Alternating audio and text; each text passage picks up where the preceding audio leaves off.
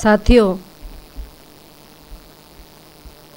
बहुजन समाज में जन्मे उन सभी महापुरुषों के चरणों में नमन करती हूँ जिन्होंने अपना पूरा संपूर्ण जीवन इस मूल निवासी बहुजन समाज की हक और आज़ादी के लिए अपना कुर्बान कर दिया। सम्मान का प्रतीक मंच और मंच पर बैठे हुए हमारे बुद्धिजीवी वर्ग के सभी अतिथि वक्तागण, सभागार में बैठे मेरे मूल निवासी बहुजन समाज के भाइयों और बहनों, आप सभी को मेरा जय भीम, जय भारत, जय मूल निवासी। साथियों, चौधरी सर के अनुसार मेरी बीडी तिवारी से आज से 1.5 साल पहले आरक्षण और प्रतिनिधित्व के ऊपर चर्चा हुई थी। उस चर्चा के संदर्भ में मेरी उनसे क्लियरिटी बात नहीं हुई थी, लेकिन मैं चौधरी सर से इजाज़त चाहती हूँ कि जो कौम अपना इतिहास नहीं जानती वो कभी अपने भविष्य का निर्माण नहीं कर सकती। इस मूल निवासी बहुजन समाज को जब तक अपना इतिहास मालूम नहीं होगा तब तक हमें कौन सा रास्ता चुनना है। किसी ने कहा है कि हर चमकने वाली चीज़ सोना नहीं होती और हर काली चीज़ कोयला नहीं होती। धोखा वही खाते हैं मेरे मूल निवासी बहुजन भाइयों जिन्हें दोस्त और दुश्मन की पहचान नहीं होती। हमने आज तक धोखा खाया है। ये धोखा खाया हुआ समाज है। सदियों से हमें धोखा मिला है। कभी हमें धर्म के नाम पर धोखा, कभी हमें समाज के नाम पर धोखा।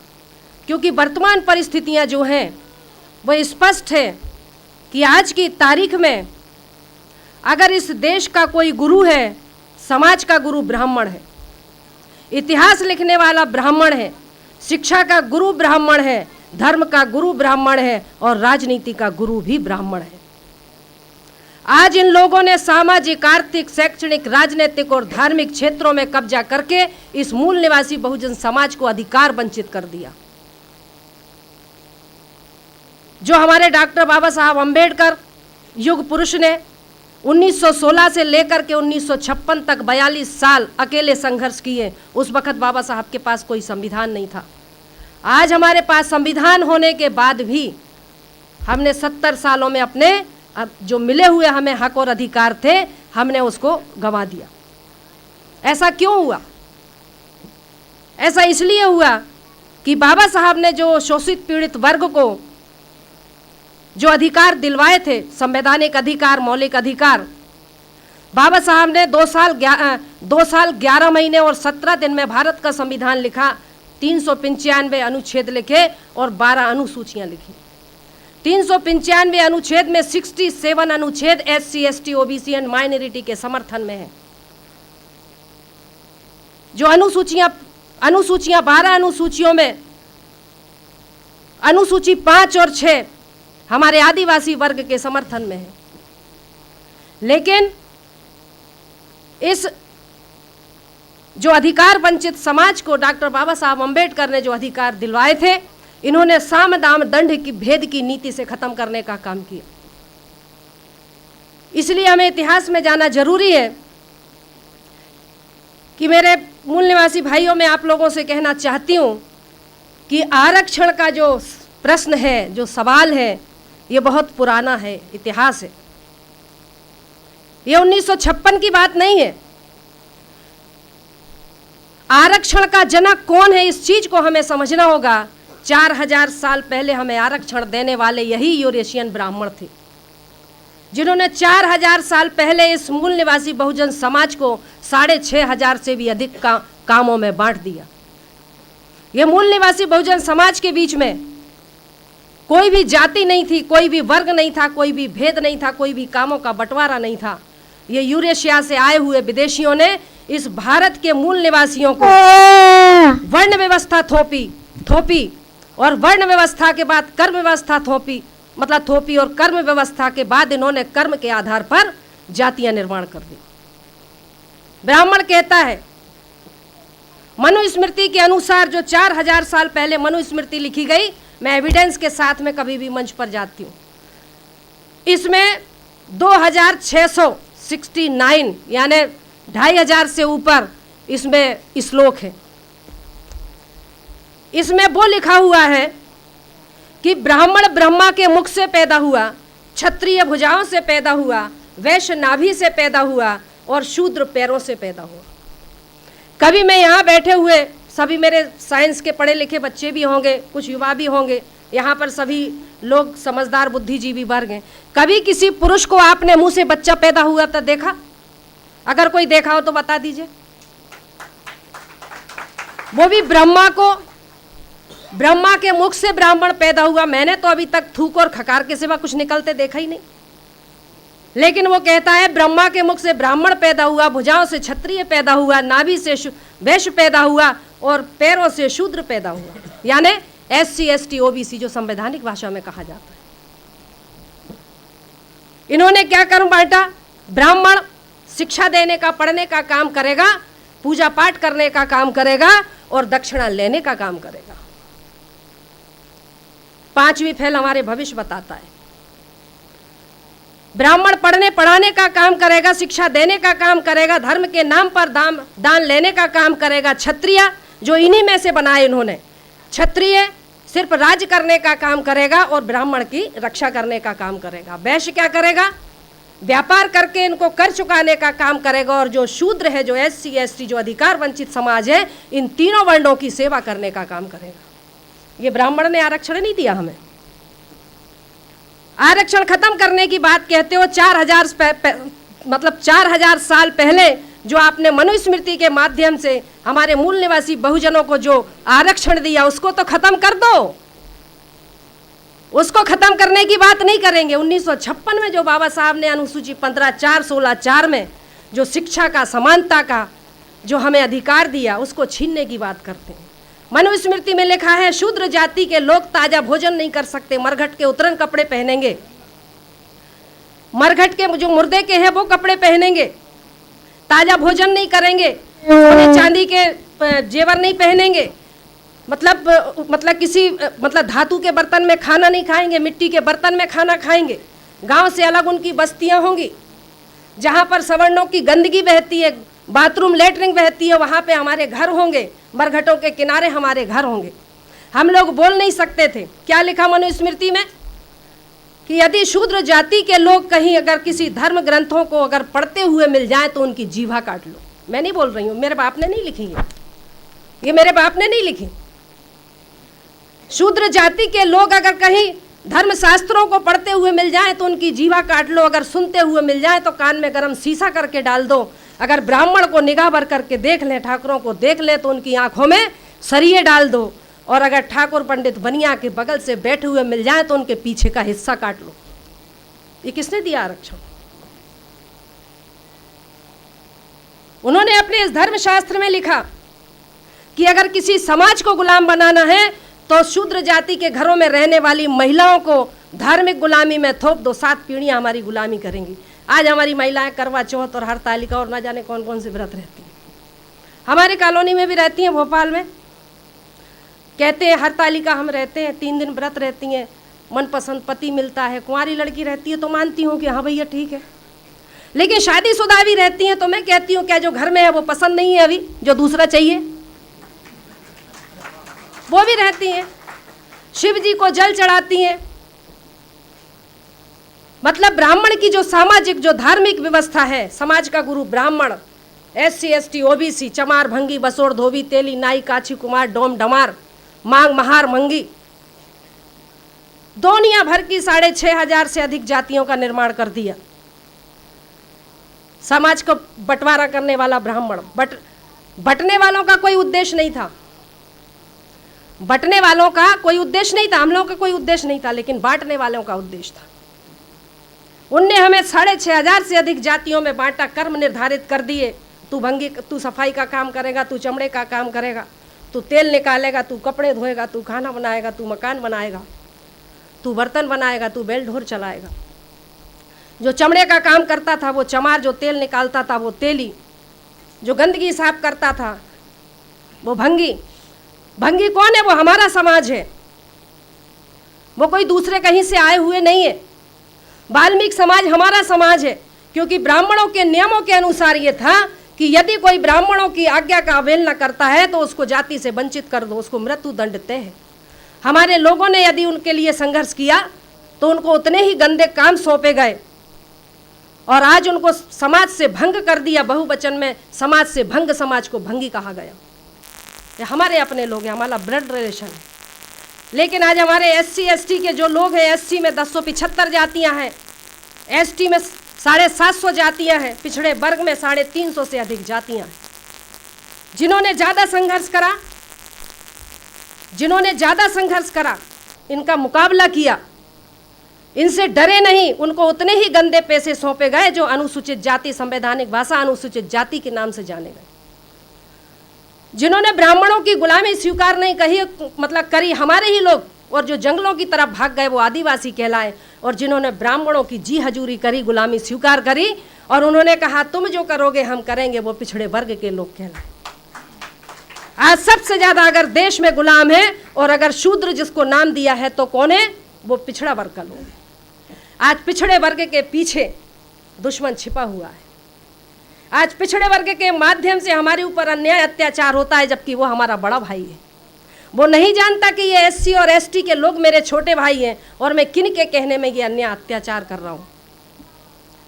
जिन्होंने ब्राह्मणों की गुलामी से, उनके अन्याय और अत्याचारों से तंग होकर जो माइनॉरिटी के लोग कहलाए, जैसे मुस्लिम है, सिख है, बुद्धिस्ट है, ईसाई हैं, जैन है, ये हमारे लोग हैं, धर्म परिवर्तित लोग। ये मूल निवासी Bahujan Samaj 50% SC ST OBC and minority, ये हमारे वर्ग के लोग हैं। और आज जो हमारे वर्ग के लोग हैं यही अधिकार वंचित लोग हैं। आज इन अधिकार वंचित लोगों के हक और अधिकारों को खत्म करने के लिए अभी कुछ देर पहले राष्ट्रपति जी का जिक्र हो रहा था।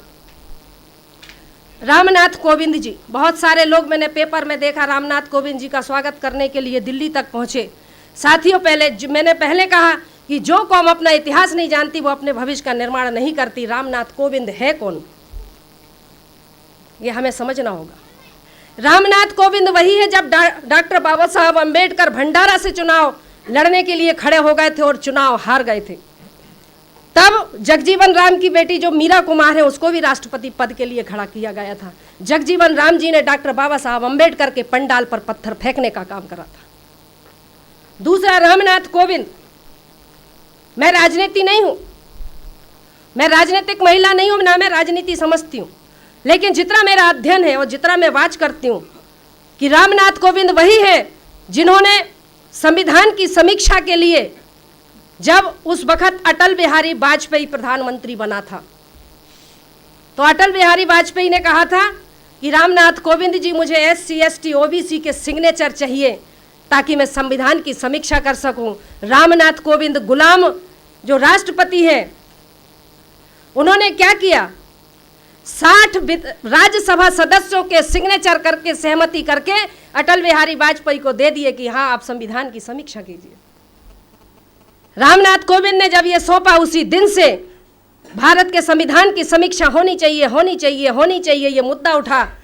और साथियों, रामनाथ कोविंद को जो राष्ट्रपति बनाया गया, ये बिना षड्यंत्र के नहीं बनाया गया। ब्राह्मण चरित्र में परिवर्तन करता है लेकिन उद्देश्य से कभी परिवर्तन नहीं करता। उनका क्या है? मैं राजनीतिक नहीं हूं, लेकिन साहब राज्यसभा सदस्य रहे। राष्ट्रपति को जिस राज्य का जो राज्यपाल होता है वो एक क्या बोलेंगे उसको, एक विचार भेजता है। क्या बोलेंगे सर उसको? मतलब एक विचार भेजते हैं कि संविधान की समीक्षा होनी चाहिए कि नहीं। राज्यपाल के द्वारा राष्ट्रपति को यह विधेयक पहुंचाया जाता है और राष्ट्रपति उस पर अपनी सहमति देता है कि हाँ संविधान में बदलाव होना चाहिए, समीक्षा होनी चाहिए। रामनाथ कोविंद को अनायास ही कोई दलित को मतलब राष्ट्रपति बनाना कोई ऐसे ही नहीं बनाया है, योजनाबद्ध तरीके से हुआ है। तो साथियों, इस तरह से जो हमारे हक और अधिकारों को छीनने का काम जो इन लोगों ने किया, वो कोई ऐसी बात नहीं है कि ऐसे ही कर दिया हो, क्योंकि आज हम देख रहे हैं कि लगे हैं लहू के रंग जिनकी गिरेवा पर, लगे हैं लहू के रंग जिनकी गिरेवा पर, वही आज स्वच्छता अभियान की बात करते हैं। हमारी बर्बादी गुजरात से शुरू हुई गांधी के समय पर, और आज भी बर्बादी जो शुरू हुई है वो गुजरात से ही हुई है। 2000 तक नरेंद्र मोदी सामान्य था। आरएसएस का प्लानिंग देखिए, 2000 तक नरेंद्र मोदी जो प्रधानमंत्री है, या ऑन रिकॉर्ड हो रहा है, सीबीआई भी होगी, सब कुछ होंगे, लेकिन मैं नहीं डरती, क्योंकि मैं ऐसे वामसेव संगठन की कार्य करता हूं जो बिना एविडेंस के कोई काम नहीं करता, बिना प्रूफ के कोई काम नहीं करता। ये धोखा खाया हुआ समाज को कभी धोखा देने का काम नहीं करता। जो सच होगा वही बोलेंगे, नहीं तो समाज को धोखा नहीं देंगे। 2002 तक नरेंद्र मोदी जनरल था, और 2002 के बाद जब जाति आधारित जनगणना हुई तो नरेंद्र मोदी को पिछड़े वर्ग में डाल दिया, चाय बेचने वाला दे। कितने बैठे हैं जिन्होंने चाय पी हो मोदी की? कितने बैठे? आप देखिए, जब नरेंद्र मोदी स्कूल कॉलेज में पढ़ते थे उस वक्त कंप्यूटर चलता ही नहीं था, लेकिन नरेंद्र मोदी की मार्कशीट कंप्यूटर से बन करके आ रही है। मैं पूछती हूँ, पहले बीए होता है या एमए होता है? पहले बीए होता है ना, उसके बाद ही तो एमए होगा ना, लेकिन पहले बीए एमए करा, उसके बाद बीए करा। सोचिए, कार्यपालिका, न्यायपालिका, विधायिका और मीडिया पर, ये बिकाऊ मीडिया पर आज ब्राह्मणों का कब्जा है। आज हाई कोर्ट में, मतलब सुप्रीम कोर्ट में 21 जज हैं, 21 में से 19 ब्राह्मण हैं। प्रधानमंत्री कार्यालय में एक भी एससी एसटी का नहीं है, ओबीसी का नहीं है, पूरे के पूरे सवर्ण भरे हुए हैं। क्या व्यवस्था है, क्या प्लानिंग है? बाबा साहब ने 1927 में मनुस्मृति की होली जलाई थी। इसकी 2027 में संविधान की होली जलाने का प्लान है। मैं ये आपको लिख करके देती हूँ। अगर भारत में बाबा साहब का संविधान नहीं बचा तो हम और आप नहीं बचेंगे, ये निश्चित मान के चलिएगा। बाबा साहब के संविधान को आरएसएस के लोग खत्म करने की पूरी प्लानिंग है, और संविधान बदलने की ये पूरी साजिश है। देखिए,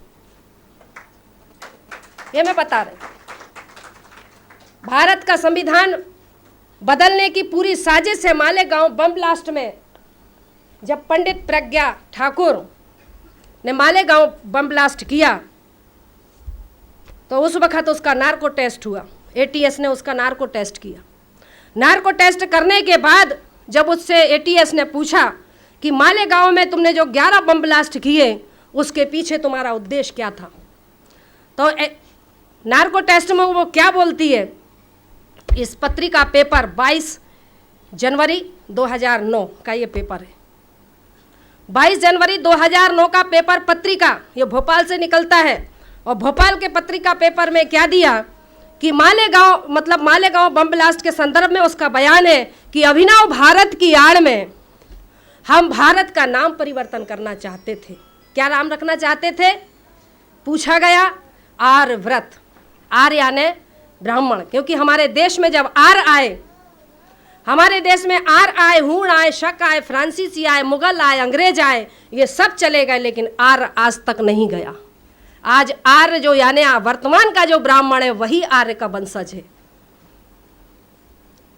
तो हम आर्य व्रत रखना चाहते थे। दूसरा उद्देश्य, भारत में जो रक्षा मंत्री पद है उसको धर्म रक्षा मंत्री के नाम पर पद रखना, नाम मतलब पद निर्माण करना चाहते थे। तीसरा उद्देश्य, भारत का झंडा परिवर्तन करना चाहते हैं। जो तिरंगा झंडा है, जो बाबा साहब ने जिसका सिलेक्शन किया था, उसमें वो कौन सा भगवा झंडा रखना चाहते हैं। चौथा, उनका भारत का संविधान परिवर्तन करना चाहते हैं। 4528 पेज का आर्य संविधान आज भी अटल बिहारी वाजपेयी के पास लिखा हुआ रखा है। और पांचवा उद्देश्य, भारत की एक विशेष जाति से बदला लेना। भारत की विशेष जाति कौन है? अगर संविधान बदलना चाहते हैं तो हम हुए, नहीं बदलना चाहते हैं तो मुस्लिम हुआ। मैंने सोचा मुस्लिम होगा, लेकिन नहीं साथियों, मुस्लिम कोई विदेश से आया हुआ नहीं है। ब्राह्मणों के अत्याचारों से दुखी होकर के ही हमारे ही लोगों ने इस्लाम धर्म को कबूल किया। ये हमारे अपने लोग हैं जिनको हम अपना दुश्मन मानते हैं, लेकिन ब्राह्मणों ने SC ST OBC को हिंदू बना करके आज मुसलमानों के विरोध में लड़वाने का काम करता है। भारतीय संविधान के अनुच्छेद 340, 341 और 342 के तहत अनुसूचित जाति, आदिवासी, पिछड़े वर्ग के लोग हिंदू नहीं हैं, फिर भी हम हिंदू कहे जाते हैं। हिंदू का मतलब होता है जो दीन होता है, जो दलित होता है, जो तिरस्कृत होता है, जो चोर होता है, वो हिंदू। क्योंकि जब अकबर हमारे देश में आया था, जब उसने जजिया कर मांगा था और जजिया कर देने से ब्राह्मणों ने मना कर दिया था, उन्होंने कहा कि तुम भी विदेशी, हम भी विदेशी, यहाँ के लोगों से लो ना। कहते ये तो हीन है, ये तो देते ही नहीं है, ये तो तिरस्कृत लोग हैं, बहिष्कृत लोग हैं। तो उन्होंने हमको नाम दिया था हीन। फिर इन्होंने बाद में हिंदू 1922 में RSS के लोगों ने, जो हैंडगवार, जो ढोरों का डॉक्टर है ना, RSS का स्थापना करने वाला हैंडगवार जो ढोरों का डॉक्टर है, उसने 1922 में आर्य समाज की स्थापना करी, हिंदू महासभा की स्थापना करी। और उसने 1922 के बाद 1924 में उन्होंने जनसंघ का निर्माण किया, आर्य समाज का उसका निर्माण किया 1924 में, और 1980 में फिर उसको भारतीय जनता पार्टी का नाम दिया। चटर्जी, बनर्जी, मुखर्जी नाम के 3 ब्राह्मणों ने कांग्रेस, जिसको हम आज पार्टी बोलते हैं, उसमें एक अंग्रेज भी था, 1885 में चटर्जी, बनर्जी, मुखर्जी नाम के 3 ब्राह्मणों ने एक मनोरंजन क्लब बनाया। मनोरंजन क्लब बनाने के बाद उनके दिमाग में आया कि इसको मनोरंजन क्लब बनाने के बजाय इसको बना तो दिया, इसको कांग्रेस पार्टी बना दी जाए। अंग्रेजी शासन में कांग्रेस पार्टी बनी। बनर्जी, चटर्जी और मुखर्जी नाम के 3 ब्राह्मणों ने कांग्रेस ब्राह्मणों की, बीजेपी ब्राह्मणों की, कम्युनिस्ट ब्राह्मणों की, देश में आज कोई भी ऐसी एक पार्टी नहीं है जो ब्राह्मण ठाकुर बनिया विहीन पार्टी हो। आज एक तरफ मूल निवासी बहुजन समाज के 85% लोग हैं, दूसरी तरफ जो है वो लोग हैं जिनमें ब्राह्मण ठाकुर बनिया है। लड़ाई हमारी किससे है? किससे लड़ रहे हम? किससे लड़ रहे? क्योंकि मूल निवासी बनाम विदेशी, मूल निवासी बनाम विदेशी। आज कोई भी पार्टी ऐसी नहीं है जिसमें ब्राह्मण ठाकुर बनिया ना हो, इसीलिए हमारे अधिकारों को आज छीना जा रहा है। जब जब हमारे सेनापतियों का नेतृत्व भर करके आता है, तब तब हमारे सेनापतियों का शिकार होता है। संत कबीर का शिकार हुआ, संत रविदास की हत्या हुई, छत्रपति शिवाजी महाराज के दाहिने अंग से उनके मतलब यानी ब्राह्मण ने, कोकोनस्थ ब्राह्मण ने 500 मोहरें लेकर के दाहिने पैर के अंगूठे से छत्रपति शिवाजी महाराज का राज्याभिषेक किया। छत्रपति शाहू जी महाराज ने 1901 में सबसे पहले आरक्षण देने का काम करा कि अधिकार वंचित जो समाज है इसको मैं आरक्षण दूंगा। 1901 में 1908 में अंग्रेजों ने सोचा कि ये वाकई में अधिकार वंचित समाज है, इनको कुछ देना चाहिए, क्योंकि छत्रपति शाहू जी महाराज जो कोल्हापुर के राजा थे, उन्होंने 50% इस वंचित समाज को आरक्षण दिया, जिनको इसीलिए उनको आरक्षण का जनक कहा जाता है। 50% आरक्षण 1908 में अंग्रेजों ने विचार किया और 1935 में अंग्रेजों ने इसके लिए एक कानून बनाया कि इनके लिए अधिकार मिलना चाहिए। और 1942 में बाबा साहब ने इस अधिकार वंचित समाज को हक और अधिकार के लिए आंदोलन किया। और 1930, 31, 32 में गोलमेज सम्मेलन में जाकर के बाबा साहब ने हमें 3 अधिकार लेकर के आए। प्रतिनिधित्व का अधिकार, 2 वोट का अधिकार, प्रौढ़ता का अधिकार। इस बनिया गांधी ने 3 दिन का उपवास रहा, मतलब 1931-32 में यरवदा जेल में व्रत पर रह गया और कहने लगा, मैं दलितों के लिए जो तू अधिकार ब्रिटिश शासन से लेकर के आया है, मैं अपने जान की बाजी लगा दूंगा, लेकिन तुझे अधिकार नहीं दूंगा तेरे समाज को। हम लोग कहते हैं दे दी हमें आज़ादी बिना खड़ग बिना ढाल, साबरमती के संत तूने कर दिया कमाल। आज हरिजन कहने वाला यही गांधी है। बाबा साहब ने कभी गांधी को मिस्टर गांधी कहते थे, गांधी जी कभी नहीं कहा। और किसी के लिए मैं सम्मानपूर्वक तरीके से बोलूं, जिसने मेरे समाज का सत्यानाश किया, मैं उसको सम्मान दूं, यह किसी भी संविधान में नहीं लिखा, किसी भी संविधान में नहीं लिखा। जो मेरे समाज की हक और अधिकारों के और उनके अधिकारों को उनको भिखारी बना करके छोड़ने वाले हैं, मैं उनको सम्मान दूं, ये जरूरी नहीं है। भारतीय संविधान के अनुच्छेद 19 के तहत मुझे मेरे समाज के बीच में अपने हक और अधिकार की बात रखने का, अपने समाज को अपने समाज को जागृत करने का अधिकार है। इसलिए आज मैं इस मंच के माध्यम से बोल रही हूं। भारतीय संविधान के अनुच्छेद 52 के अनुसार अगर कोई राजनीतिक दल या कोई भी राजनीतिक दल या कोई भी सामाजिक दल अगर हमारे मूल निवासी बहुजन समाज को अधिकार वंचित करने का काम करता है या किसी समाज को करता है, तो हम सामाजिक समूह बना करके अनुच्छेद 52 के अनुसार हम अपने समाज को जागृत करने का एक संगठन बना करके जागृत करने का काम कर सकते हैं। ये हमारा राइट है। किसी के बाप ने नहीं दिया हमको ये अधिकार, ये बाबा साहब ने दिया। भारतीय संविधान के और अनुच्छेद 15(4) के अनुसार हमें समानता का अधिकार दिया, कुएं पर पानी पीने का अधिकार, नलकूप में जाने का अधिकार, कहीं पर भी जा सकते, होटलों में जा सकते, पार्कों में जा सकते। पहले हम नहीं जा सकते थे। हमारे पूर्वजों के गले में हंडी, कमर पे झाड़ू और कूले पे घंटा बंधा था कि शूद्र निकल रहा है। महात्मा फूले जो माली समाज के थे, महात्मा फूले ने आज इस समाज के अधिकारों को लड़ने के लिए उन्होंने सबसे पहले सत्य शोधक समाज की रचना करी, स्थापना करी। और उसी के अगेंस्ट में आरएसएस ने काय की स्थापना करी, काय की आर महासभा की। इस तरह से हमारी काट के लिए काम किया गया कि अधिकार वंचितों को और अधिकार वंचित किया जाए। और साथियों, हमारे पूर्वजों के लिए ढोरों का मांस खाने के लिए मजबूर किया गया, हमें नालियां साफ करने के लिए मजबूर किया गया। इन्होंने अपनी ब्राह्मणी व्यवस्था बनाने के लिए चातुर्ण वर्ण व्यवस्था बनाई।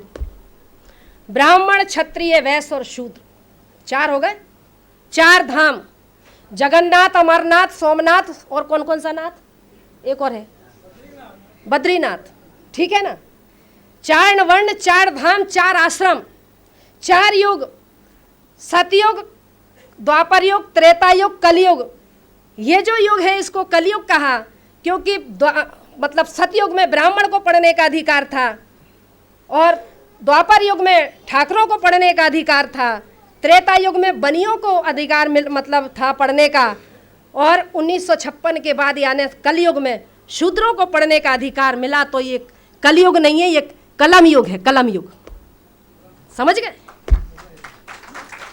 ये कलम युग है और ये कलम के कसाईयों ने हमारे समाज को अधिकार वंचित किया। मेरे ऊपर 3 बार अटैक हो चुका है। मैं भी जैसे वो एक लंकेश मारी गई ना, कभी भी मारी जा सकती हूँ। लेकिन मैंने मेरे मिस्टर से कह दिया है, मैंने अपनी ज़िंदगी के 35 साल तुम्हें दिए, घर दिया, परिवार दिए, बच्चे दिए। रेलवे में नौकरी करती थी, मैंने अपनी रेलवे की नौकरी को छोड़ करके समाज के बीच में निकल गई। आज की तारीख में मेरी 35,000 सैलरी थी, लेकिन जो मेरे को खाने को देता मैं उसके घर में सूखी रोटी खा लेती।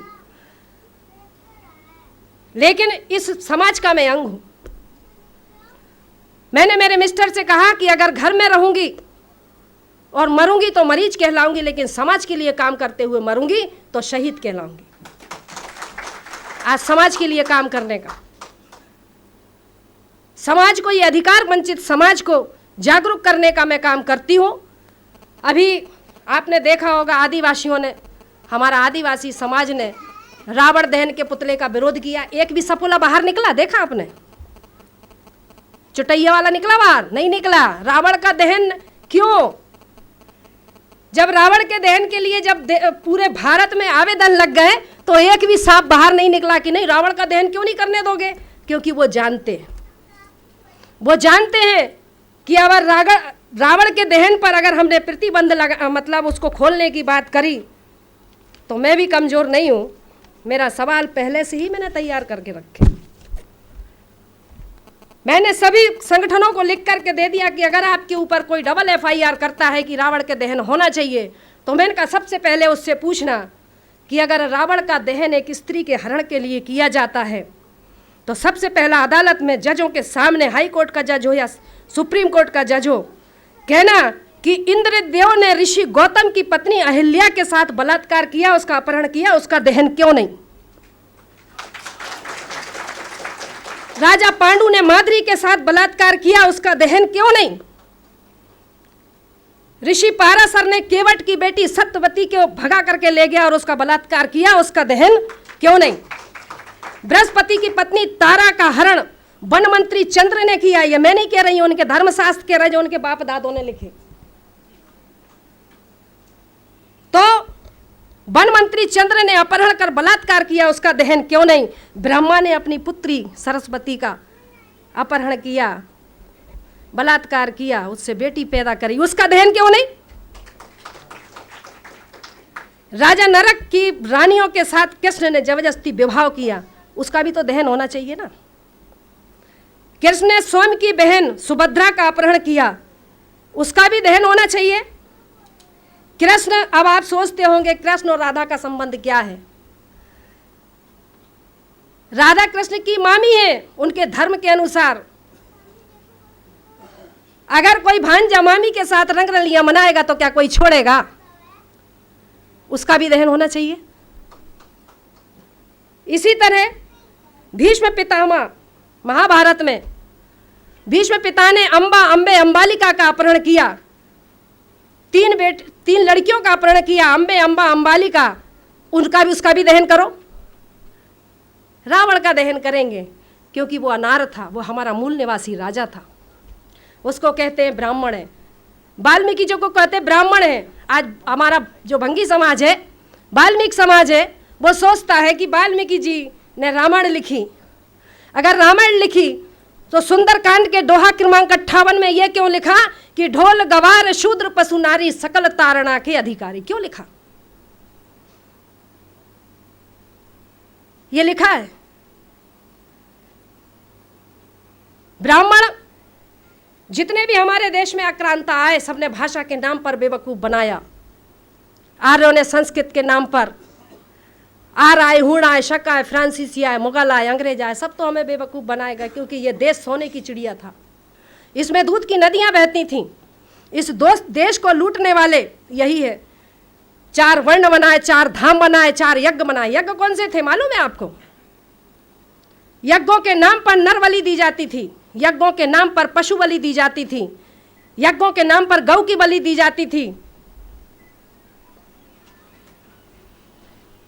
वो उन्होंने नर बलि, गौ बलि, अश्व बलि, राम ने किया ना अश्वमेघ यज्ञ, सुना है ना? अश्वमेघ यज्ञ, नर बलि, पशु बलि, अश्व बलि और कन्या बलि, ये बलियां दी जाती थी। बलि के नाम पर मांस भक्षण करना और सोमरस पीना, ऋग्वेद में ब्रह्मा कहता है, ऋग्वेद में ब्रह्मा कहता है, हे ब्रह्माणी, तो मुझे गऊ का मांस इतना खिलाती हो कि मैं खा खा के सांड जैसा हो गया। ऋग्वेद में लिखा, मैंने नहीं लिखा ऋग्वेद, पढ़ लो। चैलेंज करना है तो पढ़ लो उठा करके। धर्मशास्त्रों को आस्था के नाम पर मत पढ़ो, परखने के नाम पर पढ़ो। अगर वाकई में समाज के शुभ चिंतक हो तो वैज्ञानिक तौर पर उसको समझना सीखो। हनुमान ने सूरज निगल लिया, 54 पे तो यहाँ आदमी मरने लगते हैं, 2.5 करोड़ डिग्री सेल्सियस उसका तापमान है, कैसे निकल लिया? सूर्य का जो व्यास है पृथ्वी से 13 लाख गुना बड़ा है, कैसे निकल लिया? कपोल कथाएं लिख लिख करके इस मासूम बेबस मजबूर समाज को गुमराह करने का काम किया। साथियों, समय की पर्ची आ गई है, लेकिन मैं आरक्षण का इतिहास इसलिए बताया कि आरक्षण खत्म करना है तो जो 4000 पहले आपने इन समार भंगी बसोड़ धोबी तेली नाई बनाया, क्योंकि 1932 में जब गोलमेज सम्मेलन हुआ वहां पर आरक्षण का आधार तय किया गया था। वो आरक्षण का आधार था कि जो सामाजिक शैक्षणिक रूप से जो पिछड़ा हुआ वर्ग है, ये जब तक समानता में नहीं आ जाता तब तक देश में से आरक्षण खत्म नहीं हो सकता। राजनीतिक आरक्षण 10 साल के लिए था और राजनीतिक आरक्षण अनुच्छेद 340 के तहत जो दिया था कि राजनीतिक आरक्षण 10 साल के लिए है, वो ऐसा कि यदि मान लो ये समाज जो है अपने देश का मतलब अपने लोगों का, जो अपने लोग हैं जिस समाज का है, चाहे वो एससी का हो, चाहे वो एसटी का हो या ओबीसी का हो, इसको जैसे बाबा साहब ने 2 वोट का अधिकार दिया था ना, इसी तरह उन्होंने गांधी ने छीना। तो यह जो मतलब राजनीतिक आरक्षण था ये 10 साल के लिए था कि जाकर के अब तुम जाकर के संसद में अपने समाज के लोगों की लड़ाई लड़ना। अगर तुम्हें समाज पसंद करेगी तो 5 साल के लिए, फिर तुम्हें टिकट देगा, तो 10 साल के लिए था। और 10 साल के बाद अगर तुम सही काम करते हो तो तुम्हें मौका दिया जाएगा, नहीं तो तुम्हारा छोटा भाई जाएगा और वो तुम्हारी लड़ाई लड़ेगा। आज राजनीतिक आरक्षण को हमारे जो लोग हैं, बीडी तिवारी जो ब्राह्मण जाति से है, उसने 10 साल का जो आरक्षण है वो प्रतिनिधित्व में जोड़ दिया, यानी सामाजिक आरक्षण में जोड़ दिया। और इस तरह से आज हमारे लोग डर गए कि ये कांग्रेस और बीजेपी की बदौलत आज हमारा आरक्षण जिंदा है। पहले संविधान को पढ़ तो लो। हमारे घरों में रामायण मिलेगी, गीता मिलेगी, महाभारत मिलेगी, वेद मिलेगा, पुराण मिलेगा, ब्रह्मोत्तर पुराण मिलेगा, वायु पुराण, अग्नि पुराण, मत्स्य पुराण, सब पुराण मिलेंगे। लेकिन अगर नहीं मिलेगा तो संविधान। मैं यहाँ बैठे हुए लोगों से पूछना चाहती हूँ, अपने अपने हाथ ऊपर करके बोलो कि किस किस के घर में संविधान है। 10% भी नहीं है। 10% लोगों के घरों में संविधान नहीं है, जो हमें गुलामी से आज़ादी की तरफ लेकर के आया। और हमारे पास गुलामी में जाने के लिए बहुत सारे धर्म ग्रंथ हैं। रामायण मिलेगी, गीता मिलेगा, वेद मिलेगा, पुराण मिलेगा, सब मिलेगा। इसीलिए मैंने लिखा, एक मेरे समाज के लिए लिखा, क्योंकि मैं लिखती भी हूँ। मैंने लिखा कि मनोकामना पूरी होगी ऐसा कहते जनता को, और घंटी बजा बजा के ठगते रहते जनता को। 22 वेद पुराण भारत में कहां से आए, क्या ऊपर से आसमान ने टपकाए। नहीं गिरे वेद पुराण अमेरिका रूस जापान में। समझने वाली बात है। नहीं गिरे वेद पुराण अमेरिका रूस जापान में, और वेद पुराण टपके भारत में, तो एंटीना वालों के मकान में।